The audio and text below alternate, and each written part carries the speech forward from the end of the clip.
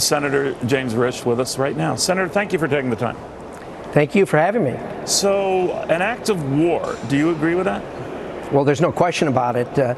When you use the kind of vehicles that they used to do what they did, by any definition, certainly that's an act of war. So what do you think we should do? Well, look, that's a work in progress right now. The Secretary of State is over there right now meeting and talking with our allies.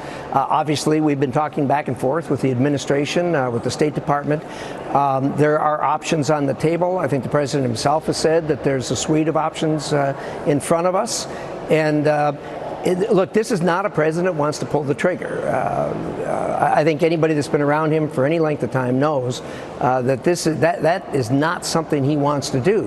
Having said that, the Iranians should listen that when he says sometimes you have to do things that you don't want to do. But look, this is not something to be good for us, really not good for them, and not good for the world. You know, the president did say the other day, Senator, I hope I'm getting the gist of what he said, that whatever responsibility, it would be proportionate to the act. So that led me to believe that if this was an attack on an oil installation, we would do the same to one of Iran's. Now, I could be very wrong on that, but wouldn't a move like that, a proportionate move, if that's the way it's going to be described, hurt us too with higher energy prices? We're more resilient to that, I think, as you pointed out in the past, than other nations, but that it would have the same effect.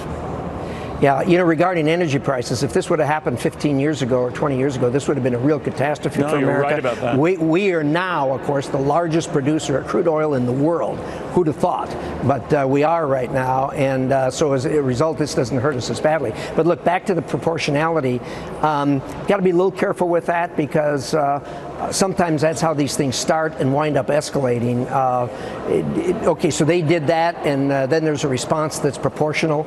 I think you've got to assume as you game the thing out forward that wouldn't stop right there, that it could easily get away. And that's one of the real dangers right here, right now, is that the Iranians are notorious for not only pushing the envelope, but for miscalculating. They should not think that this president is someone who's not tough enough to do this. He's deeply committed to the national security of America and also to our allies. Having said that, at the same time, he does not want to do this, but they should not look at him as a weak president. He will do what he has to do to defend America and the allies. Well, then why did they do what they did then if they were the source of it? And the reason I mention it is because the bigger issue here isn't so much devastating as it was briefly, because oil prices have subsided from their Monday highs, but with drones, they were able to damn near take down the energy of a kingdom, the Saudi kingdom. A huge threat to that kingdom, a huge reminder that they're not up to something like this, and as backing them, we're not up to helping them deal with something like this. Yeah. Well, look, I think that your point is well taken about why did they do this. Things are very bad in Iran. It doesn't get a lot of play in the media as it should. The rial lost a very substantial part of its value in 2018, and that's continued through 2019. They are in tough shape at home, and they have got to change the narrative somehow. And something like this will change the narrative. It may not be for the better, but certainly it's a path that they could choose to change the narrative.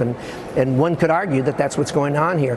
Things are very bad inside Iran right now. No, you're right about that. Senator, thank you very, very much. Enjoyed talking to you about this. We will have a lot more, and Tulsi Gabbard is going to be joining